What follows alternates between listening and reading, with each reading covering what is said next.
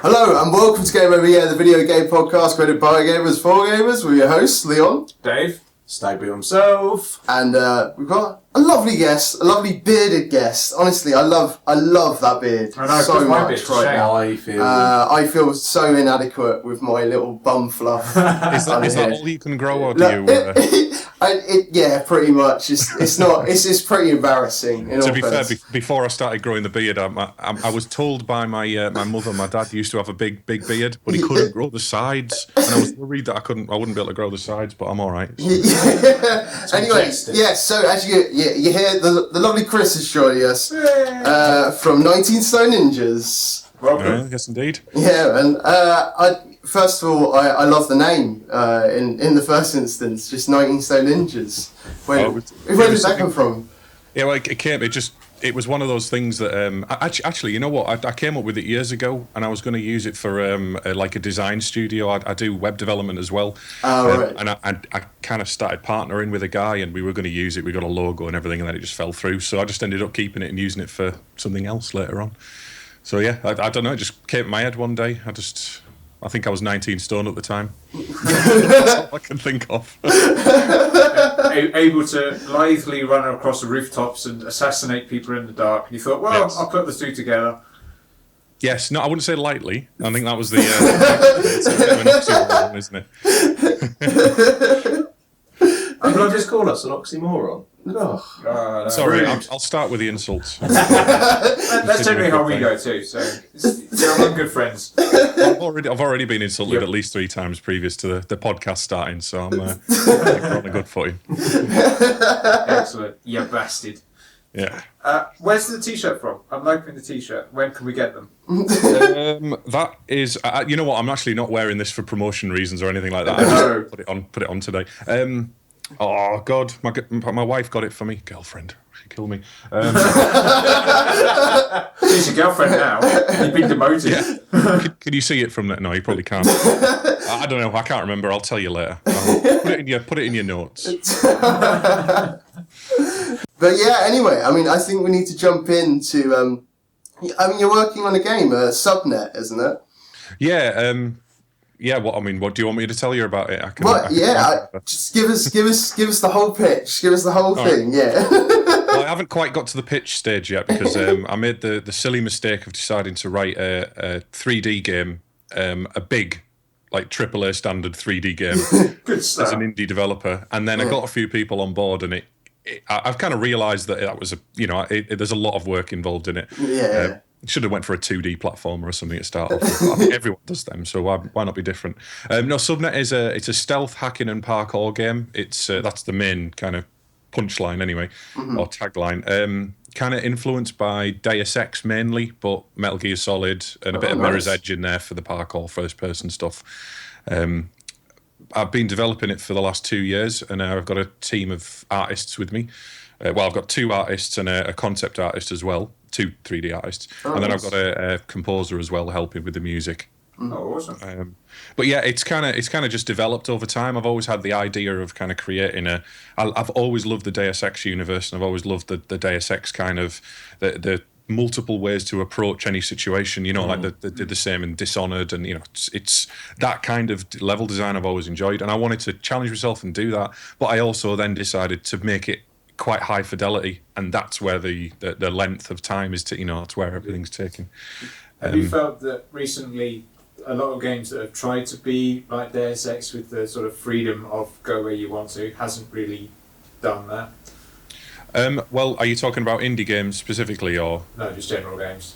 I think Dishonored did it very well. Personally, I'm a big fan of Dishonored. I'm not sure what you guys think of it. It was a 10 out of 10 game in the in all the magazines, but I was actually in a game station the other day, and I had some what I can describe as kids stood next to me, and one of them was pointing at all of the games in front of us, Xbox 360 games, and going, "That's all right. They're pointing at FIFA, they're pointing at fighting games, and that kind of thing. And then he pointed at Dishonored, and he went, "That is dog shit, mate. You don't want to go anywhere near that."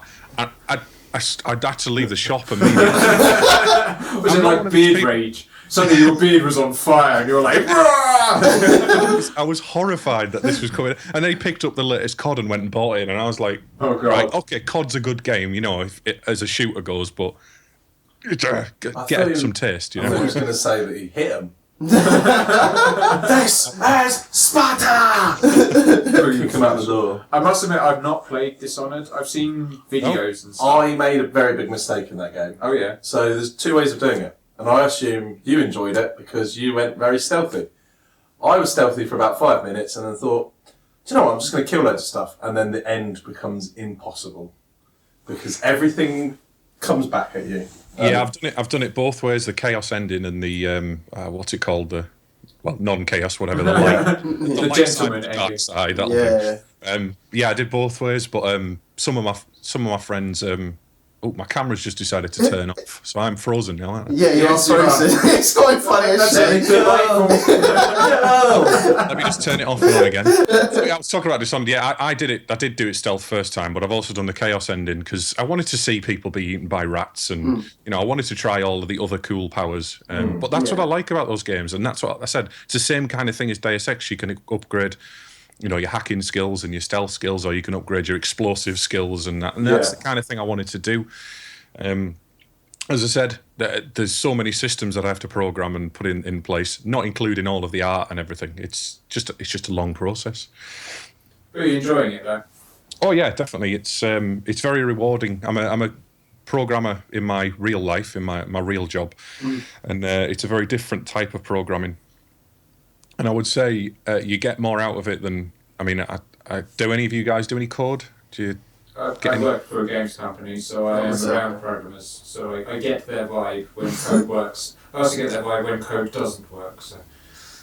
Yeah, I've always quite enjoyed writing code in general. I'm a bit weird like that, but the game development code is slightly more rewarding in that you see kind of a game come together in front of you as you're writing it, rather than you just see a picture or an application appear. It's not fun. I tried to. My brothers both they both actually started working for the same company, but one of them the other night was writing some script code, whatever, and I came up and I was like, "Oh, do you want to have a quick drink or whatever?" And he's like, "I've just got to write this. I'm a bit drunk at this point." He goes, "Oh, you might learn something."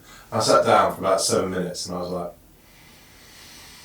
why am I here right now? This is not the time to try and take this in. Heavily under the...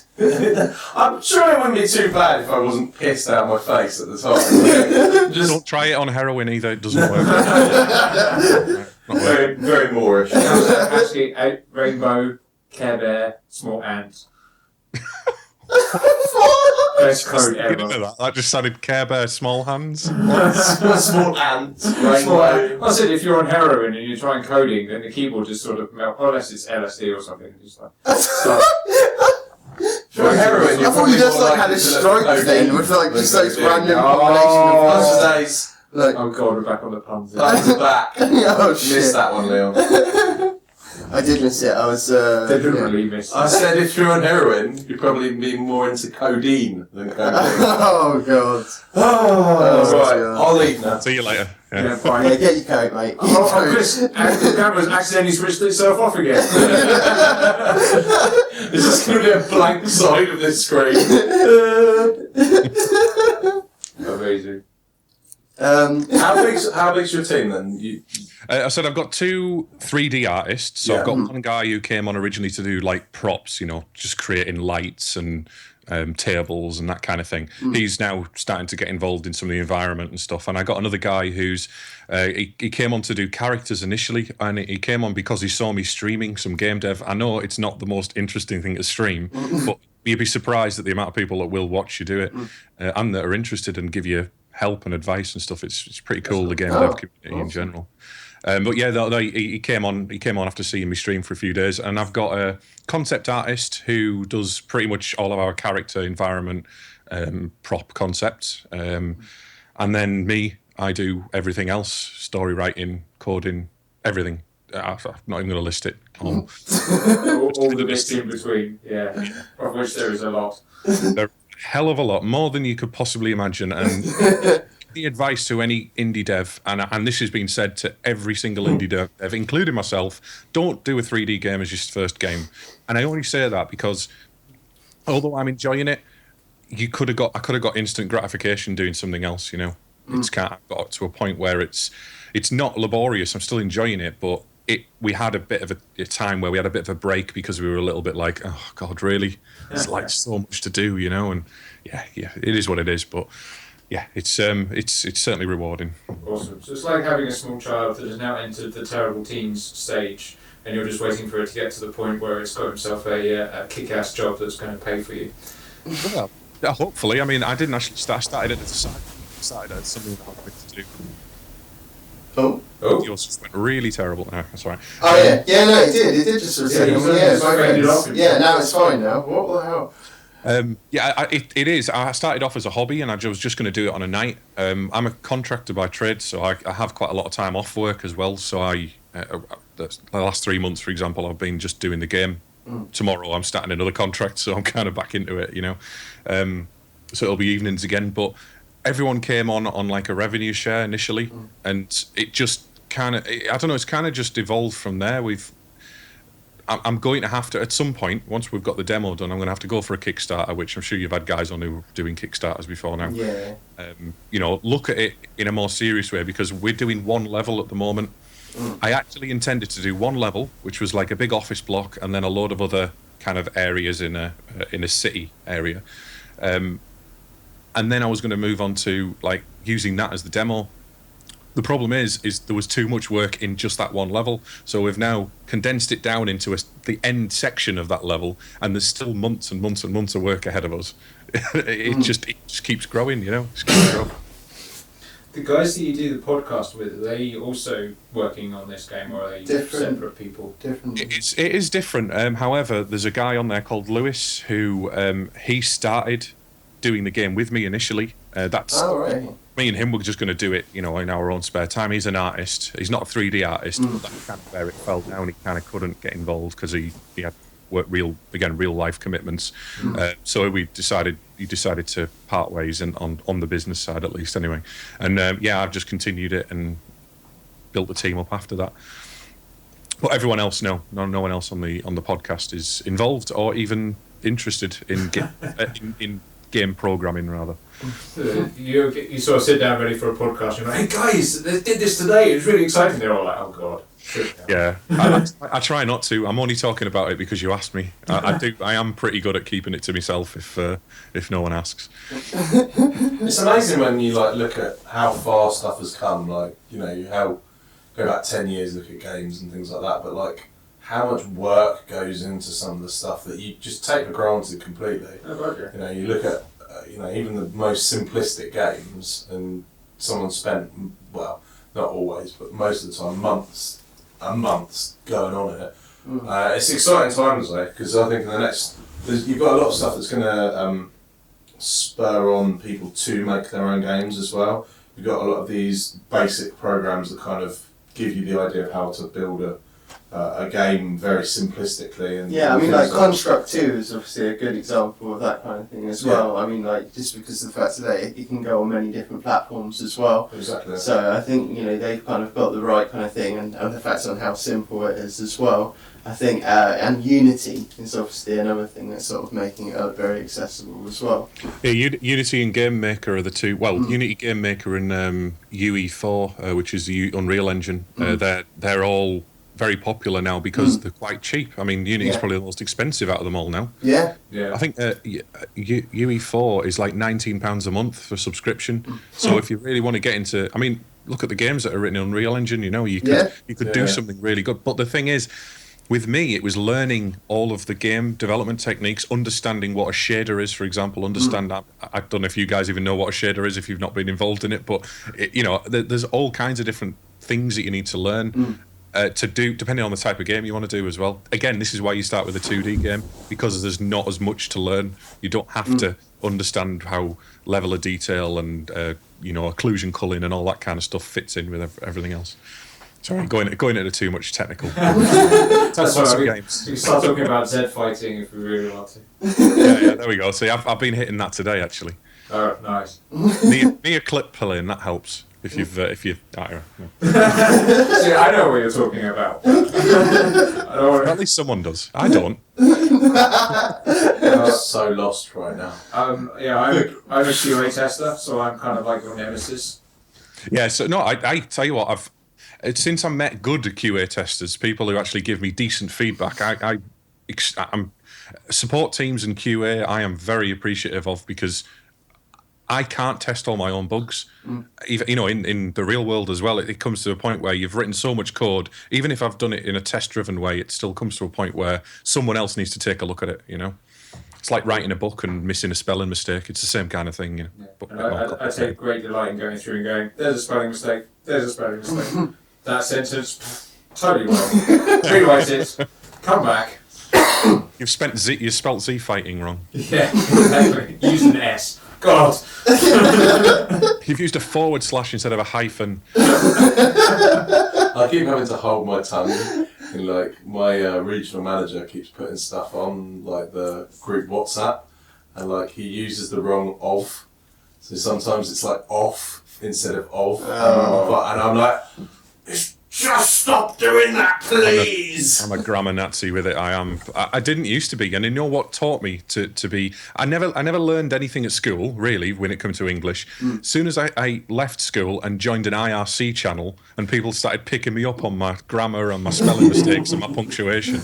In fact, the people I do the podcast with, that's where I met most of them on IRC, and that's where I learned how to spell and speak in a coherent manner, at least. There's a guy that I work with, and he doesn't ever use, if it's a vowel, you don't say a, you say an. Yeah. He says something, and it's like, it just sounds ridiculous, and I have to pick him up. He's like, yeah, well, an octopus. I'm like, it's an octopus! It's an octopus! I was working with someone a few months back, and they said ickle instead of little, and they were 55. Oh, that's amazing. I didn't know what to do every time he said it. I again had to bite my tongue. Yeah, see, I've used the term ickle before, but that's like to describe my cat. Exactly. It's when you go, oh, look at this people doing it, it's so cute. I can't imagine a 55-year-old man doing that in like a serious conversation. That's no, and it is serious as well. It was finance and insurance and that kind of thing. It was like, mate. Wow, would be amazing to hear. He's obviously picked that up with his 40-year-old daughter and gone, that's a good word, that's a business word there, I'm going to wow them all in the boardroom. We've got to look at the bottom line, look at the ickle figures. The ickle print. Now, you mentioned obviously Dishonored and Deus Ex and stuff. Are those the kind of games you mainly play, or is it a bit of everything? I play a bit of everything, really. I've been into games since I got Postman Pat on the Commodore 64 when I was about 12, maybe a bit older. Wait, is that the Postman Pat where you've got to drive around the village? Post letters. Yeah. I had that on the What else do you think you'd do in a Postman Pat game? There was the black and white cat. Don't run over your cat, maybe. Yeah, basic stuff. Frogger Postman Pat or something. So Grand Theft Pat.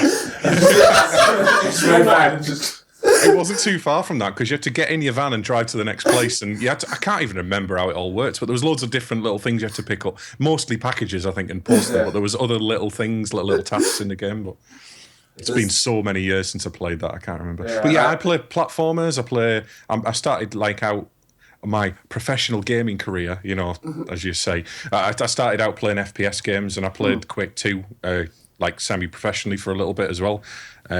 Just doing local competitions and going to LAN parties and that kind of thing. Ran a clan and kind of got into some leagues, and mainly played a mod called Rocket Arena 2, if you've heard of that. Which was have you played Quake or Quake 2 to start off with? Yeah, no, yeah. So you run around shooting people, but Rocket Arena 2 was basically you had 5v5 teams, 6v6 teams, and it was specifically for competitions, or you could have a 1v1 team in smaller arenas, but it was just different maps and different ways of playing, and you didn't have things like you couldn't well, depending on the settings on the server, but you couldn't damage yourself, so you could do lots of rocket jumps and ridiculous grenade jumps, and there was lots of like what you call skill in a game involved in it. It was basically great fun to play, but also for viewing purposes as well. It was great fun to watch because there was lots of carnage and. There was so many people that would come into a public server and just observe and not actually play anything. You could just sit and observe people. It was weird, but it was a big community back then, you know. Yeah. Back then, but yeah, I mean, these days I play anything I can get my hands on in a sale, basically. Fair play. Them Steam sales. Oh. Yeah, that Humble Bundle and Kinguin.net. Yeah, Humble Bundle is dangerous because it's like, look at all these amazing games, and you're giving to charity. You're doing a good thing by giving us money. Or you could move all the sliders away from charity and give everything to the devs. Ah, yes. Yeah, there's that. Or that. Yeah. Oh. I said that. Some woman, speaking of charity, right? So I got really offended by this. We were out on Friday night in O'Neill's, you know, in the smoking area. Is this another one of your adages? That looks like you. No. Fucking wanker. Yes. So Darren was at O'Neill's wanking over this woman. What's up with about a that? charity guy a couple of podcasts ago, might have been last week or the week before, maybe. And you were talking about someone asking you for charity, and you were having a good old whinge about it. Oh, yeah. Yeah, it's a very similar thing, but this was far beyond that. I'm in a pub, right, in the smoking area, in a sectioned off place that you have to pay to get in on that night, and they let this woman in there with this thing about fucking homeless dogs or some stuff, going, well, can you spare £1 and stuff? It's like, it's 11:30 at night and I'm pissed. Fuck off. Well, that's a good time to get money off people. I know that, but they shouldn't have let her in. It's exploitative. She literally walked out with like bouncing with coins. I was like, I just thought it was ridiculous. And I believe, like in charity, it's fine. Damn her for doing her job. It's not a problem. But it looked like a scam. It looked like one of them, you know, like the people that have You mean the little plants with the heather and like heather, yeah. And it just looked like she printed a sheet with a couple of pictures of dogs on and had this little bucket with her. And she was just going around getting her fucking rent money. It pissed me off. No end. Them dastardly charity people. I don't think she was part of charity. I don't think you believe anybody, though, if they waved some at you in the street. Judging by this, that's the second rant I've heard you talk about charity. At least in Ireland they do it properly. It starts at home. I'm a big believer of that as well, but I do give a little bit to some charities. No, in Ireland they just get. It's not all about that, is it? They get some drop dead gorgeous lass to walk around the some nightclub or bar or whatever with flowers and roses or lollipops, and it's just like, we're doing a charity for I don't give a fuck, just give me your money and you get a lolly, and they go sure.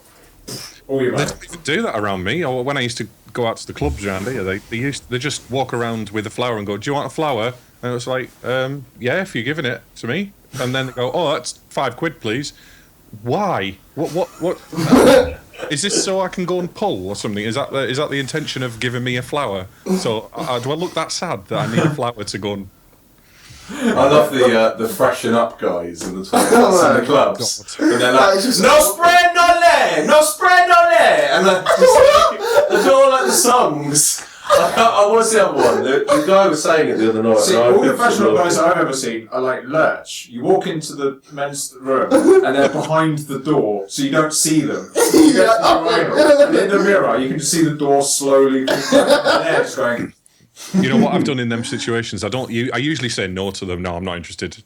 Bugger off, whatever.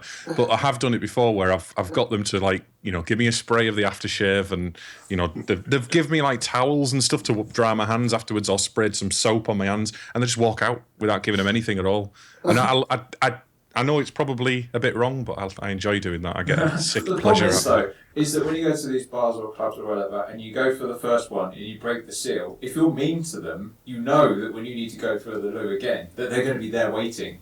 And they're going to get their own back on you. What are they going to do? Stab you while you're having a bit? Yeah. Ah, damn! Who knows? They stand over you, staring at it while you're on the That is a stealth game to make. 100%. You got to try and get past the freshen up guy that you pissed off. You got to use right, big guys coming in. Right, I'm in cubicle. Fucking go! Oh, that'd be the surgeon simulator controls as well. You get added bonuses for using the bro rules when you go to the urinals. You sort of run up, and there's two guys already there. It's like, oh no, which one? Shit, the murderous freshen up guy's coming after me. You get extra bonus bits for breaking the little blocks with your piss stream. Urinal blocks. Don't cross the streams. Yeah, and then the marshmallow man. The marshmallow man comes up. I think we're on to a hit here. Yeah. We're on to a fucking winner. There you go. PvP devs, sign me up. Create, design, mastermind. Put your fucking game on hold. This is the one you got to be working on. The silence says it all. Didn't hear you. All I can hear is people laughing. I said you need to put your game on hold and do this one. No. Okay. I'll put it on the list though of things to do. Things to add to the game. We always have to ask some questions. So we've kind of asked what games you like to play, but one of the most important questions we always have to ask is, what games have you played in the last 7 days? In the last 7 days, no. Oh, actually, no. You know what? I have played quite a few. I played Frozen Synapse. Have you heard of that? Oh yeah, I have. Yeah. Amazing game. A game by a company called Mode 7, who are particularly nice blokes as well, very nice devs. It's for those who haven't played it, it's like a tactical kind of shooter. It's a turn-based tactical shooter that calculates. It's really complicated anyway. It's really. It's XCOM meets maths. Yeah, XCOM meets maths. The amount of times I've played the second level, I still haven't got past it. I've only just started playing it this week, and yeah, I'm rubbish at it, but I'm trying. It's so much fun until you get headshotted through a window that you suddenly didn't realise was there, and yeah, and every single time it's like it's procedural generation as well, so the level's different every single time you start the level again. So you can't learn from your previous mistakes. You just have to know how to play the game. It's good and bad, you know. There's a lot of those kind of things, like these roguelikes that are coming out that are quite popular these days, that are random procedural stuff that are very unforgiving, and I quite like them, but you never get to the end. You know, there's no completion. There's no. Also been playing Saints Row 4 a lot at the moment. Got that in a sale. I'm not particularly into that franchise. I played I think 2 for a little bit, but I haven't really done anything else with it. But I'm really enjoying 4. I don't know why. It's just daft. Running around as a half. I don't even know what I'm wearing at the moment. It's some BDSM gear and superpowers and, you know, punching people into the sky. I love it. Well, it's kind of the first one they did was a sort of knock and a poke at the GTA, and kind of like, hey guys, we can do this too.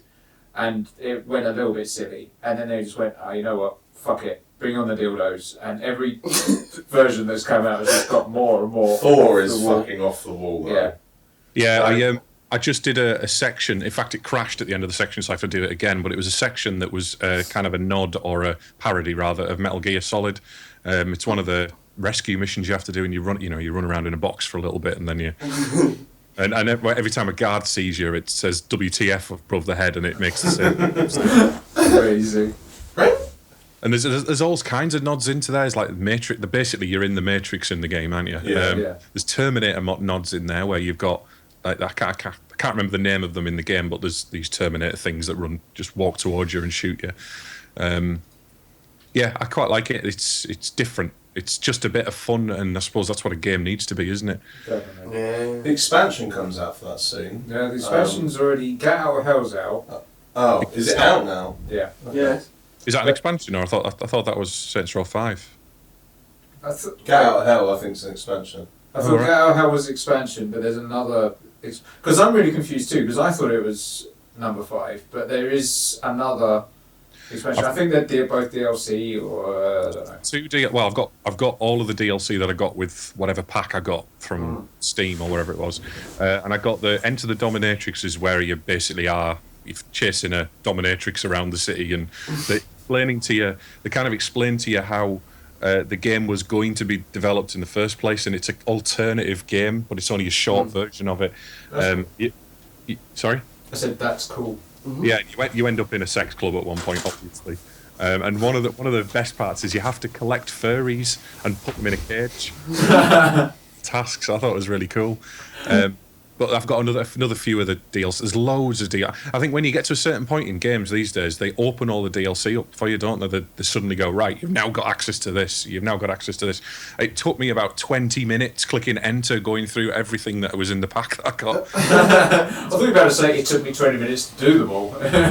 Well, no, some of the DLC is only like a new costume or something, but it was a pack and I paid £4 for it or something, so can't really complain. Well, you get to that point where like the sales kick in, and like you know, if you missed something and you can jump in on it at that point, you get so much value for money. I was looking on Xbox One, Titanfall Deluxe Edition is £10. So that's Titanfall and every single DLC they did. Wow. Now there's not as many players on there now, and I played that game a lot, but you know they brought out all that single player stuff, so you could do it.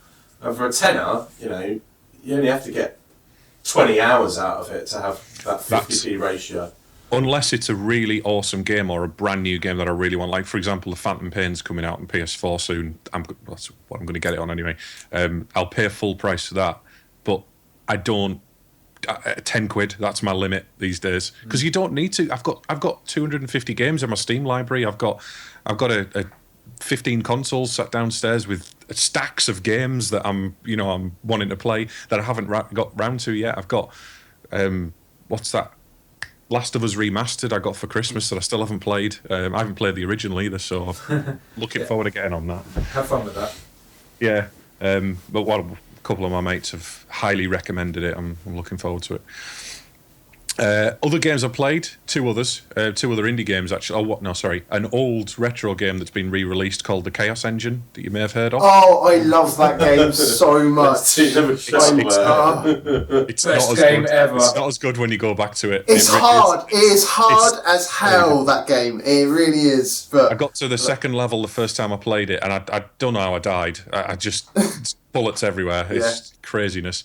But I forgot there was progression in it as well. You could upgrade your characters and... That's right, yeah. That's the only way I managed to beat it is because I had it on the Amiga, and so you put the cheat in, which is all the 9s at the start, and then it unlocks the shop and you can buy all the stuff. So you already start with a fairly tooled up dude, and it's the only way I've actually managed to get through that game. Me and my mate just had to... he was the navvy and I was the brigand. And we just massacred the level as best as possible and avoided all the secrets and just kept going, and we managed to... But yeah, oh god, I played it to death on the Amiga, and I probably completed it with a friend, back then. But I probably won't play it again now. I've had a quick go of it. It was in a humble bundle. I got it for next to nothing, and I just wanted to see what it was like, the remake. Did you ever play the sequel? No. No, I didn't even know there was one. Yeah, there was a sequel. There was really? Meant to be a third one as well, but because the sequel never did any good, that they decided to not bother. But yeah, the sequel came out maybe a couple of years after the original, and it was similar sort of vein of the top-down shooty, but there was a bit more expanse to it, and it was a similar same sort of people. I never played it, but it was meant to be pretty good. But it it just called The Chaos Engine 2? Yeah. Right, I didn't have a subtitle or anything like that. Not that I'm aware of, but... Is he just making up games again? No, it's a genuine thing. He does have this kind of like, he does have a habit. He has full-blown memories of games, and then like we do research, it's like, apparently it doesn't exist. I've done that before though. No, it does exist. Wikipedia says so. It must be true. Yeah. Oh, it's isometric as well. It's not just top down. Yeah. Isometric generally means it's a slight angled usually. Oh. Yeah, it looks rubbish. Enlightened us. It looks rubbish. See? The only other game that I've played over the last 6 days, and the only reason I played so many games, or 4 or 5, is because last week I hadn't played any for our podcast, and I wanted to talk about them this week. It's a game called VVVVV. Yeah. 5 Vs. Yeah, 5 Vs. And I've had it for ages. Is it 4? No, it's 5. Because you have to collect the 5 dudes. Yeah.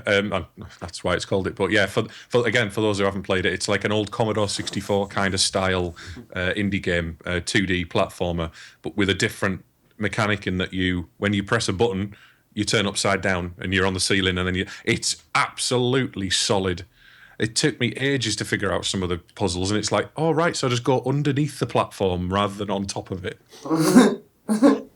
But yeah, I think I'll keep going back to that. I'm quite enjoying it. It's nails hard, beyond now. But yeah, they remastered it. They brought it back out, and they've added some twinkly bits to it, to what it was originally. Because it originally started life as a one-level tech demo when he brought it out, and then he actually put some proper effort into it and made it a full game. And yeah, it's really good. But some of the stuff towards the end, you're just like, no. I'm only a little bit into it. I've played maybe a couple of hours at the most. I think I've saved 2 people, maybe that, and it's solid. But I'm enjoying it. I like the challenge.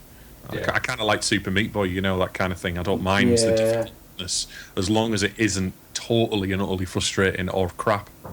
It's rare these days. There's not that many games that actually give you that level of, good difficulty. Yeah, I mean, like I was kind of saying earlier that there is these sort of few little roguelike kind of games that are sort of like pops up, like Spelunky and stuff like that. Which Rogue Legacy as well. That's a very good one. Very good roguelite. I think that one's referred to as. So yeah, I mean, it's just sort of like I think that kind of like that vibe's coming back in some sense. Which it needs to. Yeah, I think it's kind of cool. Yeah. But I mean, obviously, I'm going to be going like ripping apart my keyboard, but Well, I'm worried about the younger generation when they start playing the game. Like you put Mario in front of an 8-year-old now. Like, this is too fucking hard. Put down the controller. Won't be able to do it because they're fucking spoiled for games. They're spoon-fed, aren't they? It's like tutorial at the beginning of a game usually, and usually you can't skip them as well, which is one of my bugbears about triple A's anyway. You get a tutorial. It goes, right, now you need to pick that up and put it over here. Brilliant. That was amazing. Thanks for showing me how to press E and hold it down. And then you get an achievement for it. Yeah. I think I'm going to avoid all of the modern tropes in my game, like achievements and... Well, I need to put some kind of tutorial in because unfortunately the control system in my game is not particularly easy to get your head round, and that was the intention to start off with. Because I was an old Quake 2 player and I used to enjoy doing, me and some friends anyway, I used to enjoy doing all the trick jumps on the levels, like circle jumping and bunny hopping and rocket jumps and all the other stuff that you could do in Quake because of the badly programmed physics engine. That's one of the reasons I decided to put parkour into my game, so it made it a little bit more skillful, I suppose. I'm not saying it's the most skillful game in the world. It's not like one of these precision controlled things, but hopefully it will add an element of skill into it anyway.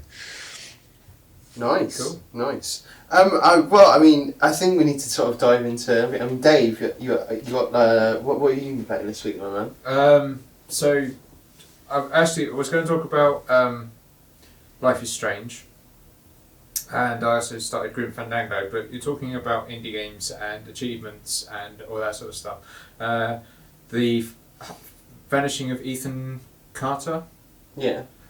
They recently did an update and they actually put achievements into their game. After this big long spiel of we're never going to touch achievements, we're never going to bother putting achievements in, they actually went back and said, well, actually, we kind of do because achievements are kind of good. So, but no, they're expected. That's the problem. Yeah. And gamers these days tend to whinge a lot about things that if they don't get them and they're used to them.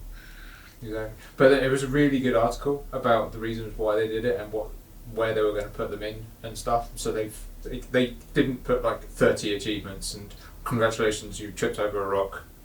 Grats, but they put them in at key points, so I was like, cool. So I actually went back and did it properly and found the damn sniper rifle that they hid in the game, which was a bastard to find. I actually had to look it up in the end. I thought that was all a hoax. No, it was actually a genuine thing. Oh.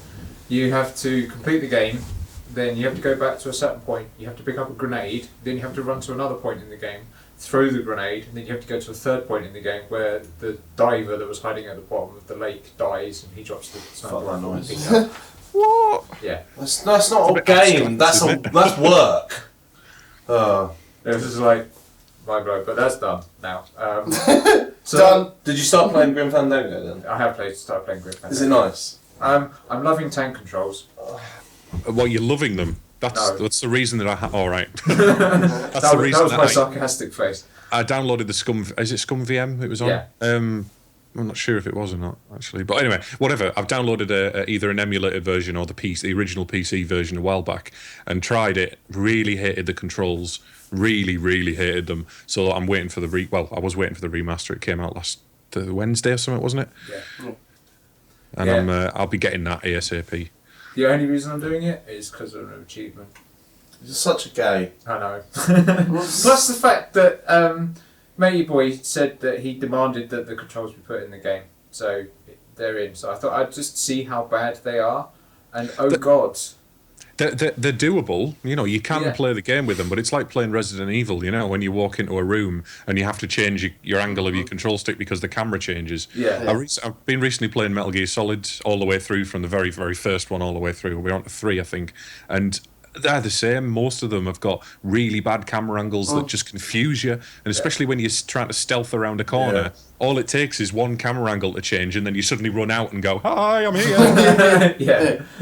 Then people call me out for being rubbish at stealth, but I really didn't enjoy going back to Metal Gear Solid, because I was like, I just completely forgot that I had no control over the camera effectively, and I was like, oh, what? Like, I kept trying to move the stuff. I was like, oh, and like 20 minutes in. I'm sure if I stuck with it, I would have got back into it. But I was just like, it's come so far. Like, I like being able to control the camera. Like you say, you literally go around a corner and it's like, oh, fuck, I didn't know that was, right in front of Joe Blogs and whatever. And also, sometimes it just reverses the controls. So you're like, right, this is the turn this way, this is the turn that way, and then you go around and it's like, wait, no, I'm not. And then you're like, oh my god, I've suddenly mind blank, I've forgotten all the controls, wait, what does this do again? And then you die.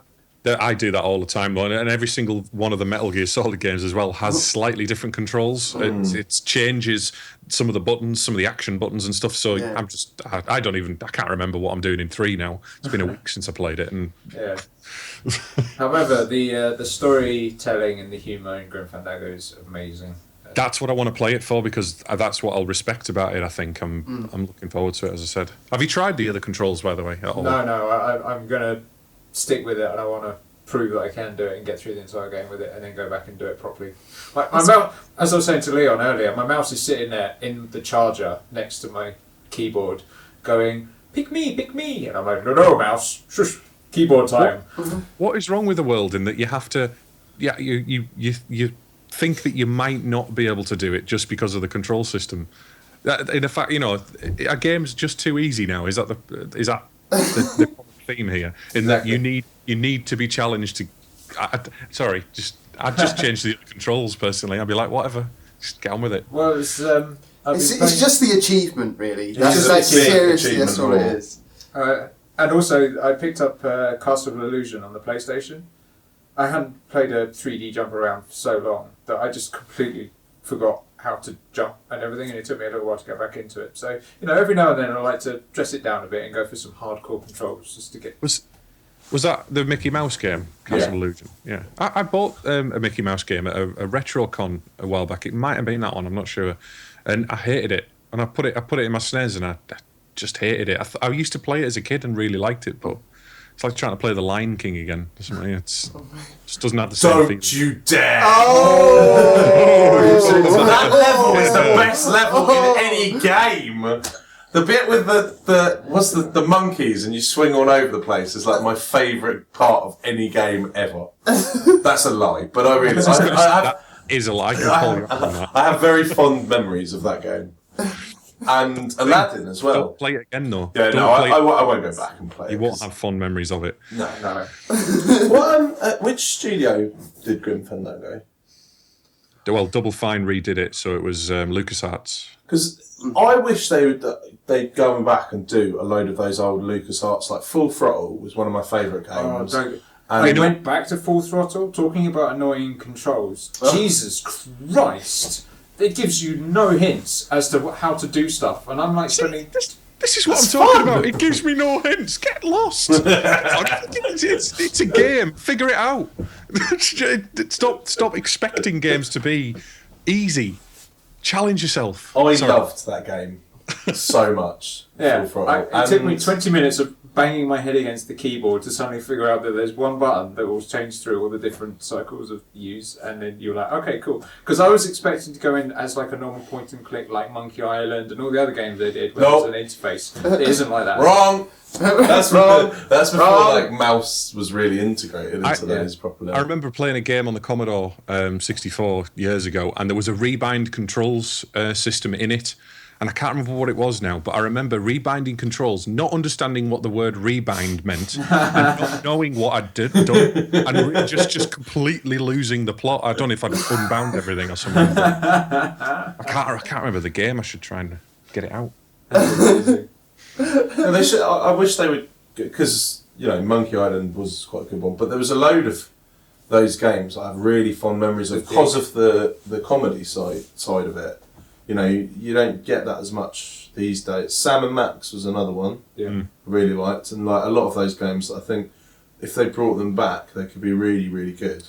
Even franchises like the Indiana Jones franchise, yes, the Fate of Atlantis, that still had comedy in it. I don't know who wrote that. I don't know which. I know it was LucasArts, but I'm not sure. I'm not sure who wrote it though. If it was one of the Tim Schafer's or the what's his name, the other writer for LucasArts, game designer dude. I loved Ron Gilbert. That's it. Yeah. Which one was it? The Last Crusade, Indiana Jones game. I didn't come out in Germany. Long time. For obvious reasons. Why? They could play it? I didn't hear that. Sorry, what the Indiana Jones game wasn't released in Germany. Oh, who are Germans? Yeah, missed out on the treat there. Probably racist. Something racist in it, probably. Usually the Nazis getting their face melted off by the Ark would probably cinch the deal, and also all the Nazi symbols in the game as well. Are they illegal then, Nazi symbols? It's it came from something completely legitimate. I can't remember what it was now. The Nazi symbol was a legitimate. It's sign of peace or something. It's reverse is Buddhist, isn't it? Yeah. If it's the opposite way around. But the actual swastika wasn't created by the Nazis or even reversed into it by the Nazis. It was something before that. I should know some more facts. I know these little things, but the actual information never comes to the top. Synapses are clicking. Yeah. It's great for pub quizzes and things like that. Oh yeah, it's that. It's fucking B, mate. It's fucking B. The amount of times I've been on one of them like pub quiz machines and someone behind has been like, "It's that one." I'm like, "All right, it's not that one." Fucking thanks, mate. Idiots. Last time I did a pub quiz, I think one of the questions was something like, "What is the phonetic spelling of the letter H?" And my friend, who's a very, very intelligent guy, usually gets these questions and answers right. He said hotel, H-O-T-E-L. And I said, what? No. He said H-H-A-Y-C-H-E. And I said it was hotel. Yeah. So he tried to say how it sounded. Yeah. Well, that is, if you think about it, that's kind of logically where you get if you don't know that a phonetic alphabet exists for the military and various other things. But I was in cadets and stuff, or at least I knew that in my head somewhere. But yeah, we put down H and he got it wrong, and I was like...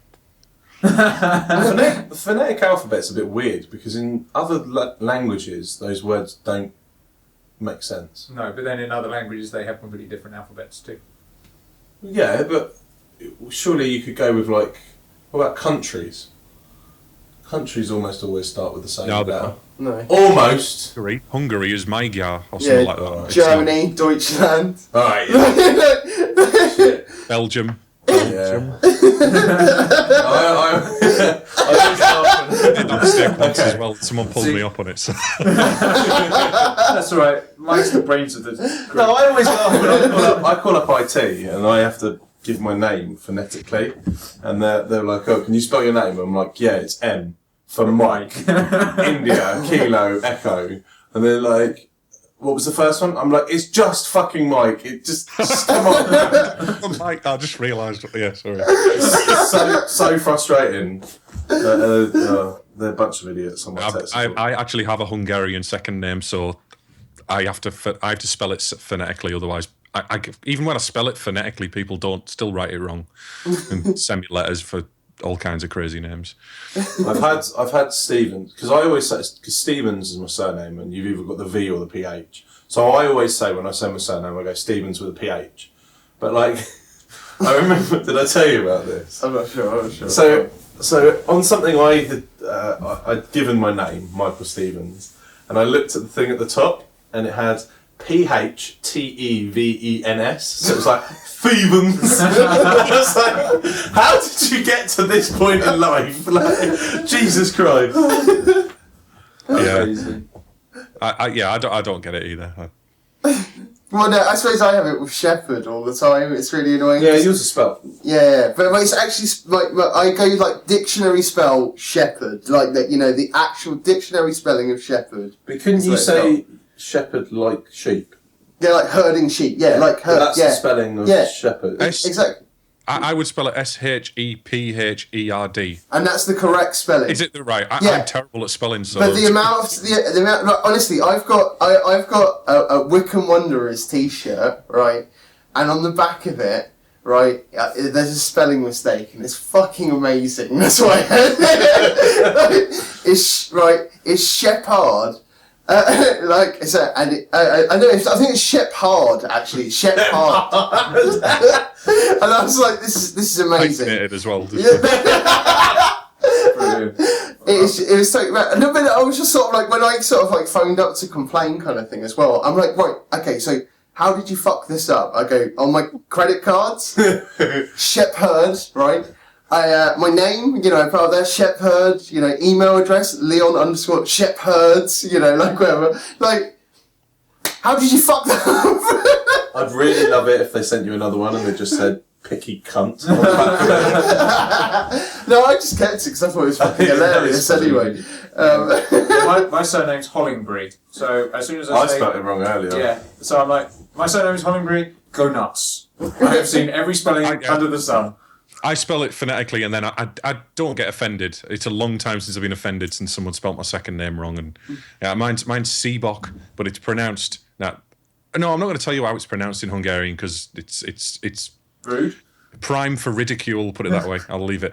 Okay. Yeah, Sebok. So it's like Reebok with one E and an S instead of an R.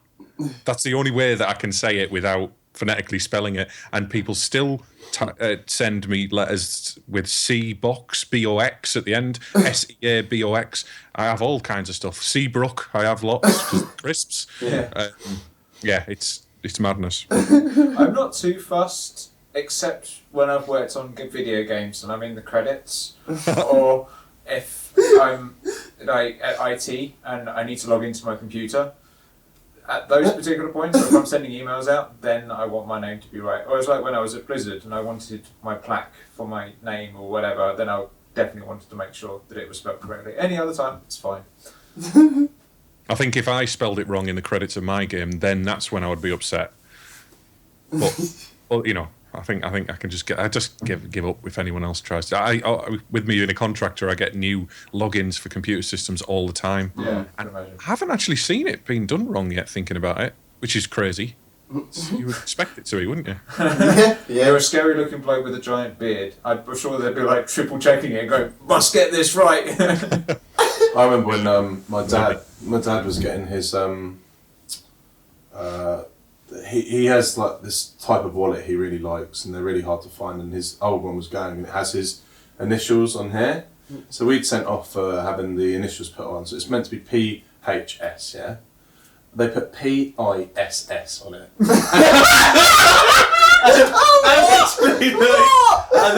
No! He came Fuck off! No, I'll get the photo.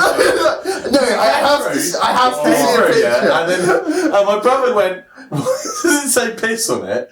And like, my dad had opened it, yeah, not even clocked it. Like, he just, literally, because he's seen the same style of wallet for 30 years, just like his brain had gone straight past it. He was like, yeah, why the fuck does it say piss on it?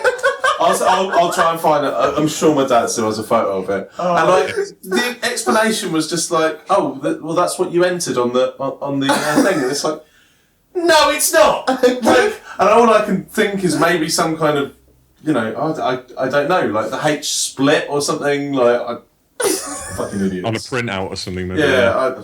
Retarded. That is incredible. But yeah, I will find it because he's got there's a definite photo. I know. I need he's to got see the old this. one that's tattered, and you see the PHS, and then in the bottom corner, like the other one. You need to scan it in. We need to be able to put this up. I'll message him and see if I can get it off him because I'm sure he's got it on a hard drive somewhere. I've got to see it. I've got to see it. That's Get it before Thursday. Put it on. Exactly. Clock ticking. I'll make some calls. What have you been playing this week, Neil? I wanted to jump into Life is Strange actually a little bit. Yeah. Yes, I was trying to avoid it as much as possible so I could avoid using the words "it's good," but you say that every single game, or you say no, there are some games. I'm interested to hear about it. I'm interested to hear about it just because obviously I saw when we went up to Eurogamer. There was like a little Square Enix like pub kind of event that I went to, and they were showing a little bit of Life is Strange, and I was actually quite interested to kind of see it. But yeah, I mean the first episode just dropped last week. Yeah. And, Chris, do you know anything about this game? Have you seen or heard anything about it? No, I'm just looking it up now because I'm intrigued. I'm interested. Yeah. Well, I did. Oh, I saw something about it today actually. I just looked at the icon, and I have seen something about it, but I don't know anything else on that. Well, last Sunday I was putting the tweets together for last week, and I was looking at all the releases, and I saw this thing come up, and I was like, "Oh, Square Enix, that's good." Tick. Adventure game. Tick. Done by Nodding Studios or whatever they're called, Nodhead, and I was like, I don't know them. What else have they done? Remember Me. I vaguely remember that. Talk to me about this. Okay, not ticking boxes. But what the hey, it's Square Enix and it's an adventure game. And then there was a review and it said, it's like Twin Peaks. And I was like, fuck it, sold. So it came out Friday. Grabbed it, downloaded it, installed it, started playing it, and then got greeted to 30 minutes of simulated school lesson where the teacher was talking about the quality of photographs and how amazing selfies are. Right. Yeah. Sold. Get me a copy. So Do you get a free selfie stick with it, with the purchase? Yeah, I wish. I think it was. Can I just say, fuck off if you've got a selfie stick to everybody who's got one, including you. I've seen people. I sell those in my store. Oh no! And they are so easy to sell. Kind of person you are condoning this type of. It gets better, right? Because the thing with the selfie stick we use, in our store, it's not a cheap one. It's a Bluetooth one, so it works. Someone bought my mum. Listen, my mum got one for Christmas. And she was really excited about it, and I was like, that looks like a complete pile of shit. And she put her camera on and extended it, and I was like, it doesn't have a button. She goes, what do you mean? And I was like, well, how are you meant to take the fucking photo? She's like, I don't know. And I was like, I guess you use a timer or whatever. But literally, like, instantly, she was just like, oh, I don't want it anymore. I've seen these things in London. I didn't know what they were to start with. I thought it was some sort of gimmick to help thieves with people's phones. It's like sorry.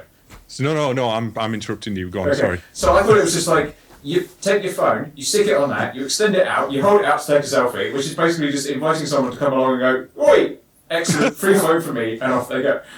But yeah, I've seen people in London with these, and I'm like, what the fuck are you doing?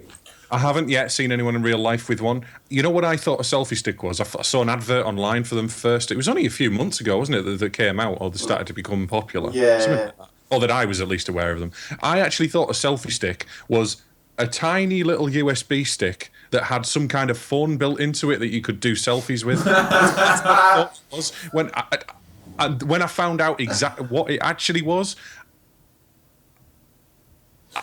yeah, but they've had the equivalent things for years, haven't they? It's effectively a pole. People have been using that to record skateboarding and other stuff like that for general stabbing. It was really funny actually because when we were, so I work in Carphone Warehouse and we sell like it's 20 quid and I think, but anyway, people want to buy it, they can buy it. Outside our store, a stand popped up exclusively selling selfie sticks, for $9.99. And people would walk in, like see them, and walk into our store, see ours would double the price, and go, "Well, that one must be a lot better," and buy our one instead of theirs. And I was like, "They're pretty much the same thing, just repackaged. Like we'd probably buy the same thing, but we're just branding them up." That's amazing. They've got some use. I don't say for the whole idea of selfie stick sort of thing, but I can see why some people have them for like I say. I know someone that does a lot of skateboarding videos, and he doesn't use a selfie stick. He uses an actual whatever the term is. It's effectively a selfie stick, but it's a professional grade one for a camera, so that you can take angled shots and stuff.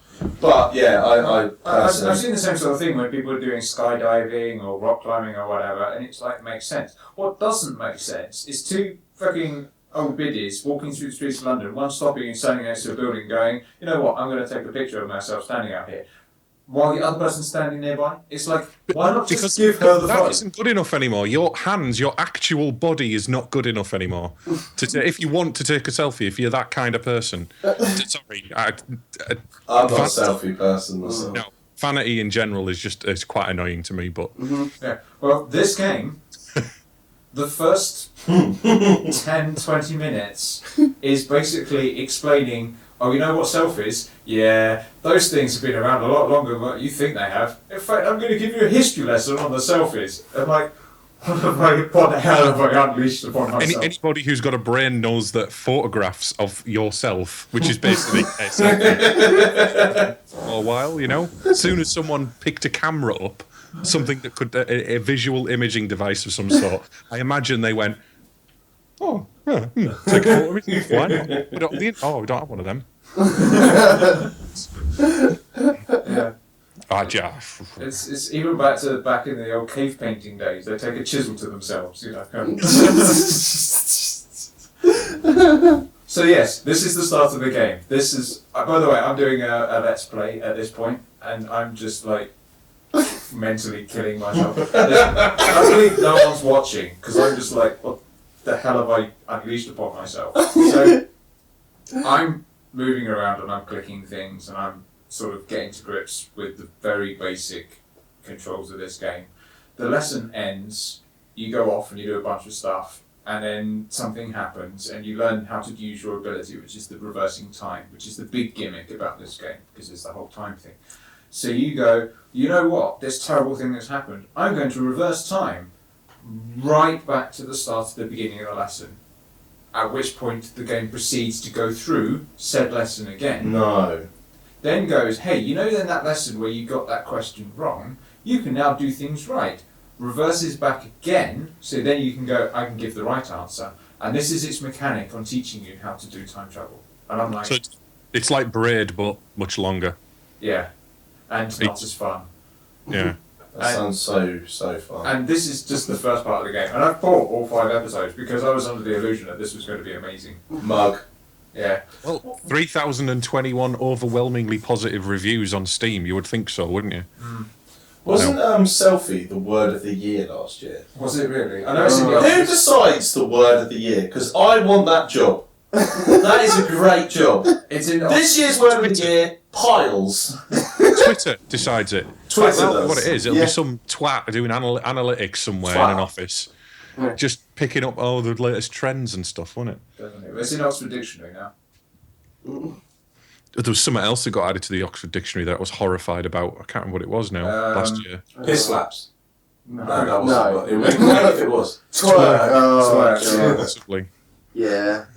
Bloody hell. You know what? I used to be cool. I used to invent internet acronyms back in the day when I was on IRC, and now they're everywhere and everyone's doing them. It's horrific. Yeah. It's the only way I could describe it. Do you remember when Lala and Rofflameo were like actual... Well, when you'd actually be doing that kind of thing. Yeah. Well, maybe not ruffling, but I still put lol.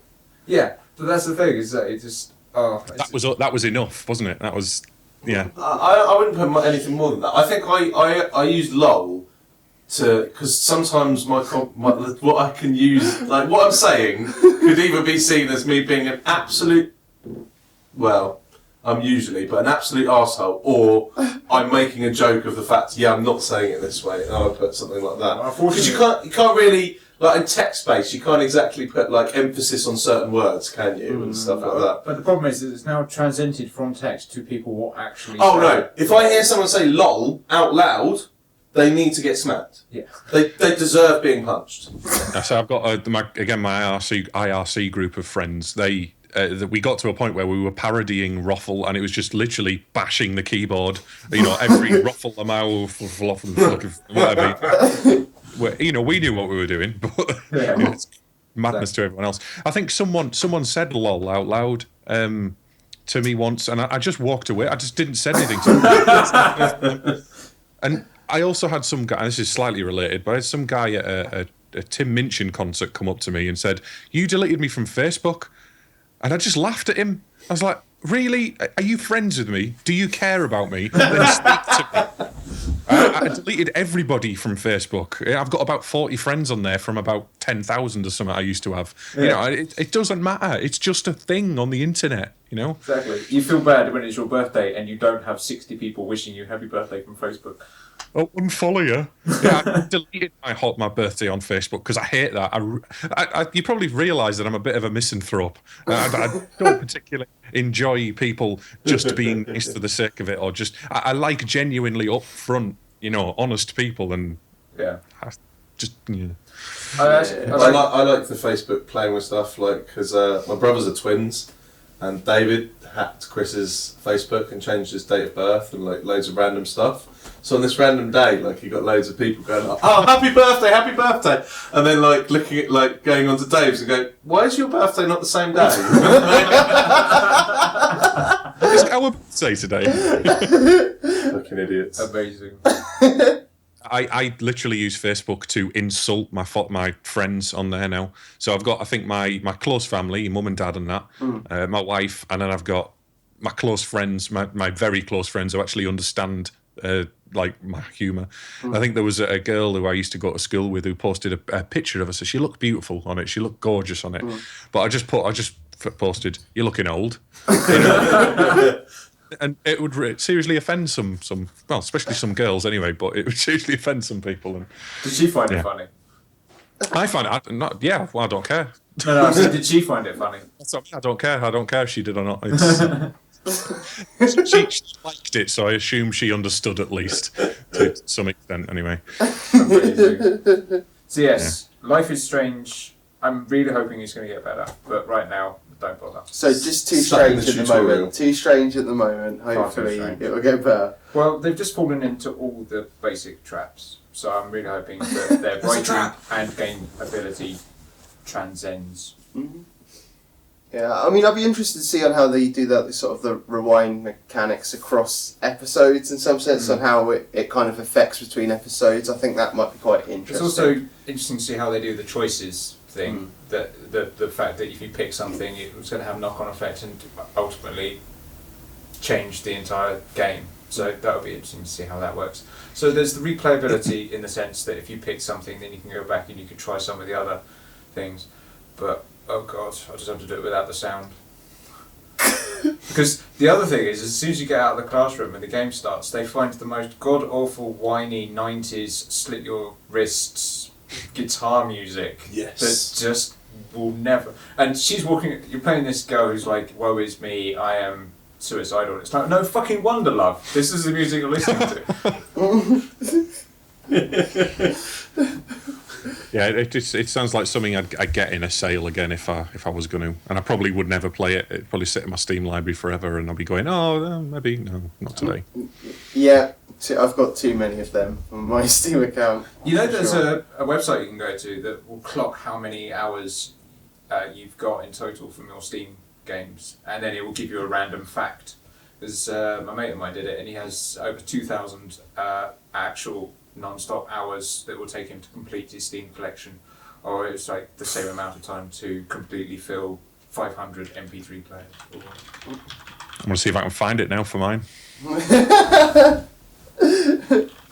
You should. Well, I mean, while you're looking that up, well, games-wise, for me, I'm going to throw back over this way. I played some Destiny again, but nothing really that interesting on that. Just the fact that just doing the weeklies and all of that. When's the next expansion come out?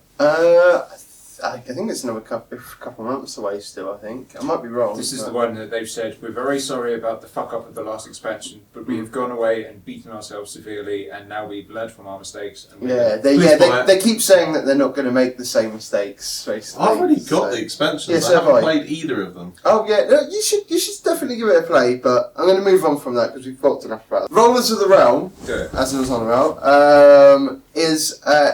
a really kind of odd kind of concept of a game. It's like it's a pinball game, but you're kind of like playing like an RPG kind of story kind of thing for it. So in other words, your ball, the balls is it Japanese are perchance? players. Yes, it is. Yeah. That makes sense. The pinballs are basically the different players, and like they've got different attributes, kind of thing. So like you've got like a rogue that's this sort of a small brown kind of ball. Is that his attribute? He's a small brown ball. No, it's actually a female character, believe it or not, as well. Sorry. Yeah. So, but And your knight is a big, heavy steel ball. That's right. Big, heavy steel ball. You know, that's what you want. A big knocker. Something with girth. And the healer one is a slightly mushy green ball.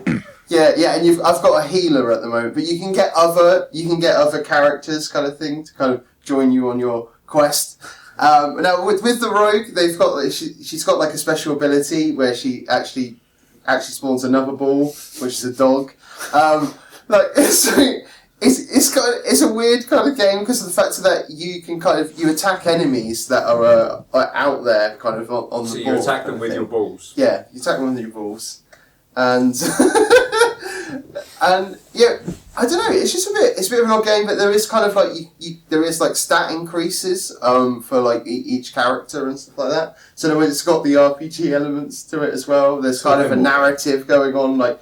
The first kind of mission that I was in was that the dog was kidnapped by the blacksmith or something like that. Yeah, I know. Like, what? Right? Because I think the knight was being a dick or something. I'm not sure. The knight was being a dick. That's in the storyline. Yeah. I don't know. Arthur was being obviously, such a dick I am that day. greatly shortening, all of the bullshit narrative. That's that. But yeah, it's a bit of an odd one, but I'm actually quite enjoying it. Yeah, I was watching you play with your balls. Yeah, he was. I was mightily enjoying the way you were knocking them about. I'm not sure I want to be involved in this. Have you ever heard of a game called Catherine? Yes, I've seen reviews of it in OPM, official PlayStation mag. It's the same guys that made that. Right, that's a horror game, isn't it, or something to that effect, isn't it? She turns into some crazy monster. Well, it's the same publisher. It's the same publisher. It's basically it's Atlas. They bring everything over here from. But they do all the weird and crazy. Hateful Boyfriend, I presume they did that as well, did they? Yeah, I think so. Yeah. I believe so. You've heard of that, the pigeon one, where you're basically dating a pigeon. Yeah. Oh, no, I have heard it. I don't think it's the same guys, but I have heard of that. I've not seen anything about it, but I did hear there was a pigeon love simulator. Pigeon dating simulator. And I'm absolutely fascinated. I've not played it, but I'm fascinated with it. Every time I see a tweet about it, I'm like, I should get this really and see what it's about. I haven't got enough dating simulators in my world. And that's all right. Mike gets a twitch every time you say the word simulators. I live in Blackpool, and it's we have a pigeon fanciers weekend. I don't know if you've ever heard of that. Yeah. I hadn't before I moved here, but they have a convention where there's a weekend. The Winter Gardens fills up with people who come down who are really into pigeons, and they just all sit and chat and see other people with pigeons and that. It's adorable. Like That's racing incredible. pigeons or just general pigeons? I haven't been, so I don't. I'm assuming racing pigeons. Well, no, because my granddad used to race pigeons and like. And that's kind of like fair enough. Very, it was a very in circle or whatever. But like, if it's just generic pigeons, that's really odd. I guess it's the old guys that go to the park and feed the pigeons, and they can get together with other people who feed pigeons. A lot of these things are just going to stop happening though with our generation. Oh, yeah. Yeah. Like bowls. I don't see bowls going for much longer. I don't know. I think there is. It's a video game now. Yeah. All these amazing things. You can do. Conkers, they're gone. Do you not think these old people that play bowls are going to be alive forever though? Is that not the intention with the bowls clubs? Oh, you know what? Zombie bowls. Oh my god. There might as well be. You see, it's quite a slow game, isn't it?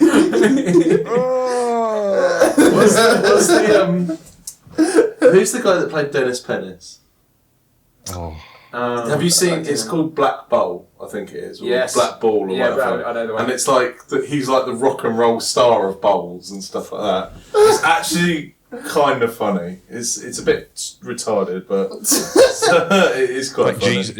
Jesus from Bowling for Columbine. No, not Bowling for Columbine. That's Everything all together.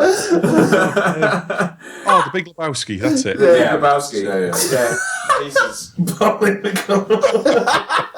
Yeah, because that's all about bowling. Sorry, America. Sorry. It's fine. It's been the there's a set number of years. South Park proved it with AIDS. There's a certain number of years that you can go at, and once it gets to a certain point, then you start making jokes about it. There's some things you can't make jokes about. I disagree. I totally disagree. And again, South Park, quoting from South Park, if you can't take the piss out of everything, nothing is fair game. Because something is going to get... Sorry, I'm getting quite serious and on my soapbox here, but it's something, somebody, somewhere will be offended by it no matter what you say. So everything is fair game. And this is, the Charlie Hebdo thing and all the other stuff that goes on and, the sexism in the games industry and all the other stuff. All of it is just everything. Everyone get a sense of humour. Basically. Oh no, I completely agree on that. What I mean is, in the case of like the Charlie thing, it's like, well, myself personally, I wouldn't put myself in that situation of No, I'm going down that way. But yeah, it's 100%. I think there's a lot of stuff like you'll see a lot of Jewish comedians make a lot of jokes about like the Holocaust or stuff like that because it's their way to not lighten it, but it's shedding light on what it is. It's the fact that if you've got someone who is of an ethnic minority, they are able and they're allowed to take jokes out of themselves because they can get away with it. If you get someone else who does the same thing, then they suddenly get labelled as, oh, this is bad, you're saying bad things. Yeah. Go away now. You're like... I didn't mean when I said that I do take the piss out of everything. Obviously, anything that moves. What am I going to take the piss out of today? Let me look at my list. Right, what's at the top? Jews. Hey, off we go. If you're going to be taking the piss out of stuff, Allah's probably not the one that you want to have at your top of your list. It does start with A, so It's more that it's a shame, I think, that you can't. Yeah. It's a shame that people get so sensitive and het up about it. That's, I think, and that's enough of the serious dialogue, I think. Well, to be fair, we were taking the piss out of it, so there is a certain sense of irony there, I think. Anyway, back to games. Yeah, Mike, man, what's been going on, bruh? Bruh. A bit of Madden. Like loads of the Super Bowl stuff. Oh, didn't you do like a card opening actually? Yeah, I'm going to sell my team, sort it. Oh yeah? Send the season. Let's get off that. I looked at how much I spent on that game this year. Wow. I don't think I'm going to let myself do it next year. I'm glad to hear that because I saw how much you spent on that shit and it's ridiculous. Me too. Is it a free to play kind of scenario? No, Madden, like NFL Madden sort of thing. But it's like it's a card. Well, your team is based on cards and like you open packs to get the better team and so on. And wow. All the sports games are doing that though, and it doesn't FIFA have FIFA coins. Yeah. You've got Dream MUT, Team. which is Madden Ultimate Team, and then FIFA, which is FUT, is the acronym for it. And people spend a lot. Two types, one type of sports game that I've enjoyed in my life. You probably already realise I'm not a sports game fan, but the UFC games, I really enjoy the UFC games because they're quite it's quite high fidelity in terms of the amount of moves you can do and stuff. And old, really old wrestling games years ago, like the old, which were brutal. Like Punch Out was really brutal on the NES. Yeah. What 10 times worse. I mean, you couldn't get past. Hulk Hogan was the first guy you fought in 64. No chance. Brutal. Never got past him. Never ever. Absolutely ridiculous. Yeah, I went back. Well, speaking of UFC, I actually went back to UFC this week because there was a card on the other day, and I was like, oh, well, I fancy playing the new one. I don't know. I'm shit again now. Really shit again. Because the problem was when I stopped, I was in the top. I'm part of red stripe. Red stripe black belt, which means I'm in the top 10,000 in the world. And went back to play at that level, forgot all the controls. Literally was just like, demote. And I was like, right, I can't let myself do this. I've got to go learn the game again because I was quite good at it at one point. I think the level of how many people play it now has dropped dramatically, even though it's completely free. Well, if you've got what's the EA thing? EA Pass? EA Access. EA Access. That is now a free game on there. So I look at it and I think EA Access is a winner for if you've got an Xbox One. It's 20 quid for that year. UFC to buy outright is 25. There's a load of these games that you're going to get. Peggle, still fucking trying to beat that game. That's a bastard. But Peggle as in Peggle. Yeah, Peggle. Yes. As in PopCap Peggle. Right. Okay. I didn't realise that was a sports game. No. But EA do own Peggle. So when you get it's EA Access. So EA Access, if you pay $19.99, you get access to whatever their library is. But you've got Need for Speed Rivals on there. You've got Peggle 2. It's a Battlefield. Yeah. There's a lot of games for the 20 quid. Like fuck paying the £6 a month thing. Pay 20 quid for a year. You'll get 20 quid's worth of entertainment in a year out of it. Definitely. I think I'd buy easily 20 quid's worth of EA games a year. Yeah. And I'm not particularly into the sports stuff, but I do like a fair amount of the other stuff that they release. Yeah. I now have this mental image of a giant playing field, like a football pitch, with loads of pegs nailed in to the floor, and like a huge stadium, and there's erupting as someone rolls out a ball and flings it, bounces it around. It's funny you say about pegs and stadiums and things like that, because the Super Bowl was on this week, and I got into a bit of a different game. I pulled out my brother's computer and I downloaded Blood Bowl. Nice. And I spent a lot of time playing that game, and I forgot how much I love that game. That's the Games Workshop thing, isn't it? Yeah. I used to play, back when I did Games Workshop, that was my game. I like Warhammer and stuff or whatever, but I loved Blood Bowl because it was, you didn't have to spend 4 hours setting up a table and having a full-on war. You could pretty much have it in half an hour. And it was just I was playing it, I started up a dwarf team, just started doing franchise and stuff, and my strategy has always been simple. First half, kill them all. Second half, just run the ball in as many times as you can. And first 3 games, I didn't have any of the skills that I needed, so it was a struggle. And now my team's cooking. So yeah, I played a lot of that this week as well. And Hearthstone. Hearthstone's always good. He kicked my ass earlier. 2 games. I did. I've only played Infinity Wars. I haven't played Hearthstone. Infinity Wars is another card game. If you haven't played that, it's all right. Not particularly into that, but I think it's not really my cup of tea. Yeah. But yeah, I used to play 40k myself. I did play a few games of Blood Bowl, but again, I was more into the making the scenery and setting up painting the figures. After about maybe 5 years of playing 40k, though, me and my friend realised that we'd been playing it wrong all that time. We hadn't got most of the rules right. We'd just been idiots, but we still enjoyed it, so it doesn't really matter that much. It's kind of how my girlfriend plays board games. She's like, if I'm enjoying it and I'm having fun, then that's it. Don't even bother picking up the rulebook. No, just leave that shit aside and just roll with it. I played Monopoly with a wife and a friend a while back, and I don't usually beat anybody. I'm usually the first person out, last there. But I trounced everybody this time around. But she got really bored very, very, very quickly. So I decided, right, Monopoly isn't difficult enough. Let's go and buy Risk and let's have a go. So I've got that now. We haven't played it yet because it's a 3-player game, and we need a friend for it. Obviously, I'm looking forward to that. That'll be a challenge. Yeah, you're only going to play that once. No, I've played it a few times. I quite enjoy it. It's my plus the newer board games that they've released. They've got quicker games in them as well. Yeah.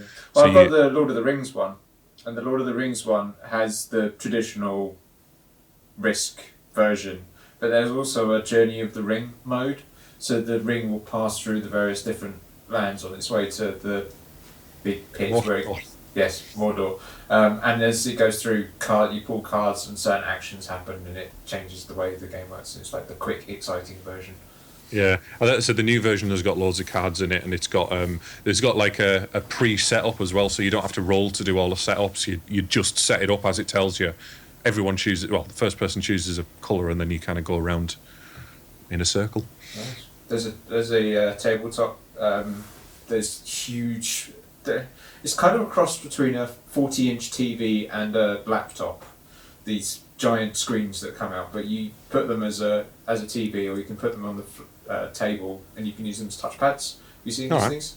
I've seen the table. It's like a table almost. Yeah, I've seen something. Beastie things, but they've actually started bringing out board games for them. Makes sense. They've done Risk is one. I think there's a Scrabble one and all this kind of stuff. But you play it as a game, and then you can use your mobile as with Scrabble, set it all up, and then you use your tablet as the letter holder. Mm-hmm. And but there's Risk, but then you can use it as a sort of strategy guide, so you can fuck your team members over, but they can't see what you're doing. Yeah, someone tried to pitch me at work the iPad Snakes and Ladders. I was like, right. Just look. He puts down the iPad, and then you get these 2 pieces. And it's like, okay, and then just press that button and you move it. I was like, so hold on. iPad's £400, yeah, £400, and you're demoting it to a board. There's no interaction with it whatsoever. I was like, well, why don't you just have the game like, a random number generator, and then you're just pressing a button sort of thing. I was like, oh, but that's not as real, is it? I was like, what do you mean it's not as real? You know what I like? Sorry. Go on. No. What I like people with using the iPads for as a cat toy. So they get the flashing lights or whatever, and they'll just stick it on the floor and give it to their cat, and it's like, there you go, enjoy, destroy this piece of expensive electronic equipment with your pouncing and your scrabbling. Our cats got very, very bored of that very quickly and realised that nothing would happen. The same with the laser pointer stuff. Days of like, oh my god, this is amazing, and then just got bored instantly. No, do you not think though that playing board games has a certain charm over playing something on a screen? 100%. But what I'm saying is, why have the iPad for the screen? Why not just have the board itself? Because it's like, okay, the idea was, oh well, you could keep these pieces with you anytime and you could just do it. And I'm like, I don't have the random urge in the middle of on the train, like, do you fancy a game? The only way that I would see that it would work is because with the iPad you can change it up, so you can have lots of different boards, and you can also put animations on it and do cool things that you couldn't normally do with a normal board game. It wasn't that. It was literally just. It was. Do you know what? It could have been as easy as, if I had my phone, taking a photo of a Snakes and Ladders board and then setting it as my wallpaper, and then that's pretty much what the idea of this app was. Are you saying that they use the counters on top of? Yes. Ah, right. I wondered what you were saying. I was like, well, obviously it's interactive in some way. No, all right. That's where we were like, because then after that we got sent a thing where they had done that, and it was more your iPad was used for certain interactive games. So it had air hockey, and you had these 2 little air hockey things that the app would sense, and you could actually play air hockey on top of the iPad. And I was like, that's great, but someone is going to break your iPad when they get aggressive with that game. Yeah, definitely. Random fact, did you know that Civilization used to be a board game before it was a game on PCs? I did not. I didn't actually know. I didn't know that either until I happened to be looking up the most recent Civilization game and happened to read that Sid Meier used to be a board game designer, and that's where it came from. Imagine, have you played Civilization? Because it's mentally huge. I mean, the more recent ones definitely. And imagine playing that on a board. It'd be like Risk or worse. You know? Yeah. I've seen the because there's a spin-off from that because Sid Meier's made. I can't remember what studio it was with, but he had a lot of. He influenced one of them that did this of epic proportion board game, and if I can't remember what the name of it is, but if you see it, it's like imagine like okay, so not 40k, more Warhammer. So imagine you're like half this room size thing, and then individual counters, and then just dice for everything, and it just like I was watching the thing and I was like, this just doesn't make any sense. And like, there's like these four guys just like, I need 17 d20s and all this stuff, and like just chucks loads of dice, and then like, oh right, yeah. And like it literally was like there's just counters everywhere. I don't understand what they're doing in the slightest. And the video has no sort of guidance. This is what they're doing. There's no guide whatsoever. You're just watching these guys like literally throwing dice and going. That'd be an awesome series of videos, though, if you just did that and you just made up a game name that didn't actually come up in any internet searches and just had a load of guys throwing dice and pretending that even if that was what they're doing, that's awesome. I love it. So look it up. We played Munchkin recently. Have you ever played that before? Don't think so. So Munchkin is amazing. It's a really good game. It's a card game, and I still need to finish editing that video. It's like you got to get to level 10, and it's a card game where you fight monsters. You fight monsters, and either the people with you can either help you fight them or stop you from fighting them. I think I have played it maybe once, but maybe when I was drunk, possibly. It's done by Steve Jackson. I don't know. I might just be making it up. I'm sure I might have heard of it. Munchkin has spawned many other styles of Munchkin. There's the original Munchkin, and there's lots of spin-off different ones. Like there's a Munchkin Fu, so you're all like training martial artists, and ninjas and stuff. Yeah, cyborg and whatnot. Cool. I like the board games that aren't board games. So like the more sort of like there's the dice games that you can play. There's also one called there's Werewolves. I don't know if you've heard of this, but there's very similar ones to that where you all sit around in a circle and there's like 6 of you, and you all get given a card and you look at it and there's 3 spies and everyone else is good, and then you'll go on missions and you'll get basically a token, and you have to. One person is the mission leader, so they get to choose who goes on the mission. And then you come along, and then you vote whether or not the mission's going to go. And if the mission does go, then the people on the mission then have to say if it's going to be a success or a fail.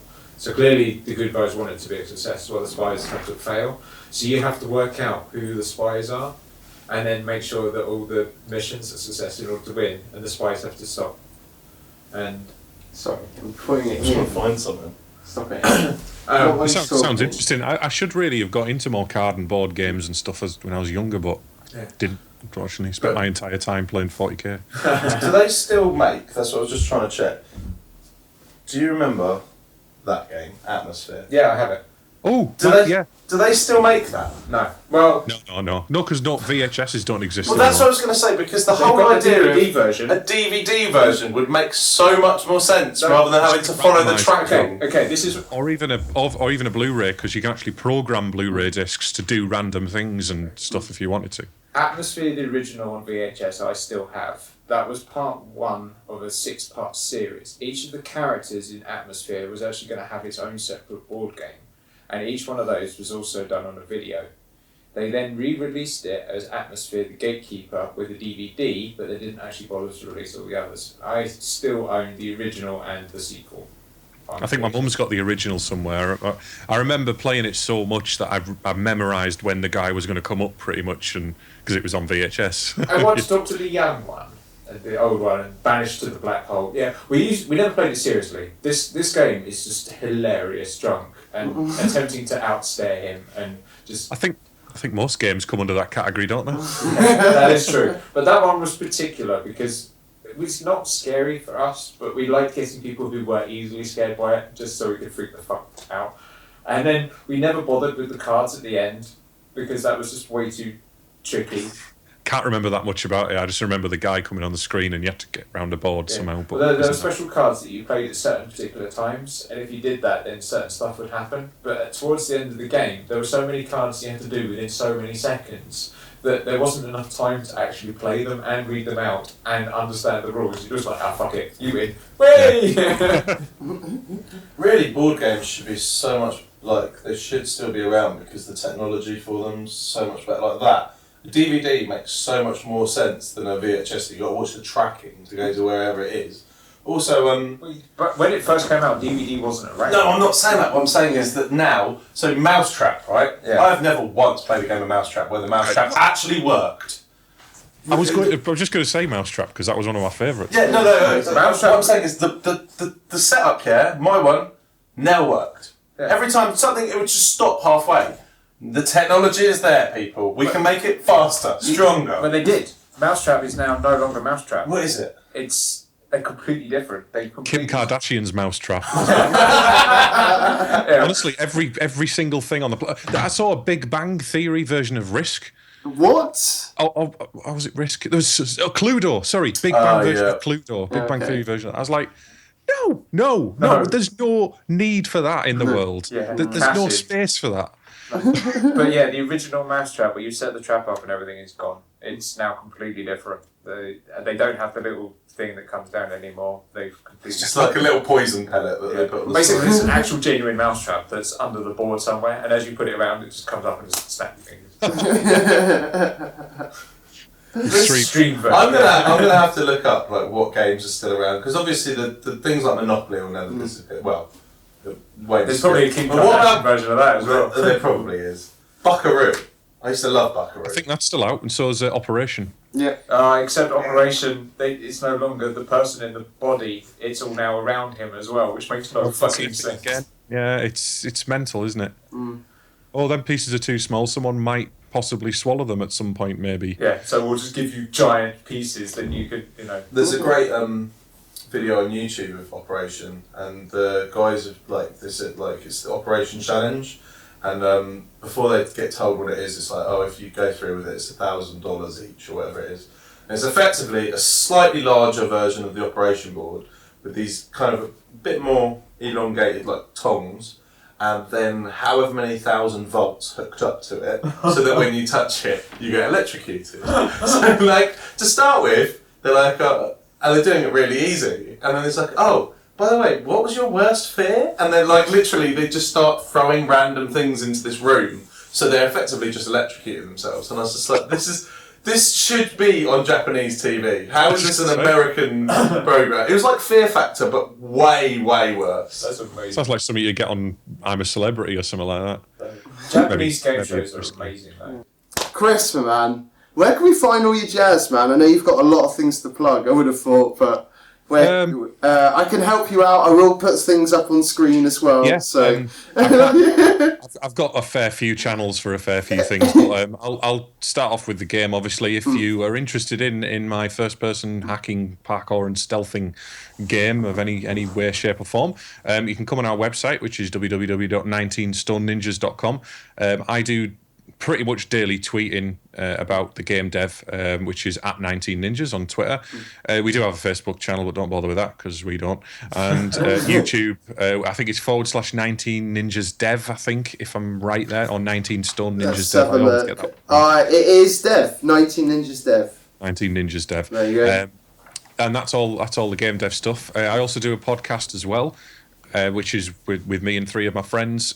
Similar to this, very similar to this. We did used to have a subject every week, but now we just talk rubbish, Yeah, we totally know that. That's why we have a 2-hour podcast, because we can easily get carried away with things, as we've nearly done here. Yeah. So that is Resonance Arcade, which is obviously influenced by Half-Life, Resonance Cascade in Half-Life, and that is /Resonance Arcade on everything: Twitter, YouTube, Facebook, Pornhub, everything. We also stream live.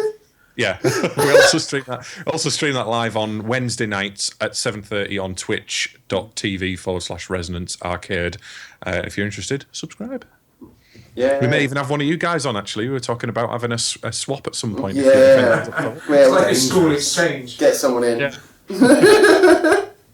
Well, thank you very much. Anyway, I've thoroughly enjoyed it. It's been nice having a chat. Oh yeah, definitely. It's been an absolute pleasure. And yeah, for sure, we'll have to hopefully get one of us over to you, and I'm sure we'll get you back on sometime, Amanda. Always up for it. All right then. Well, we better wrap up this baby then. So let's do it. Pour ourselves out. Yeah. If you'd like to take part in this conversation, you can either post on our Facebook wall, facebook.com/GameOverYear. You can tweet us at GameOverYear. If you want to email us, it's contact@gameoveryear.net. And obviously the most important place is gameoveryear.net. Thank you for joining us. And until next time, Game Over Year!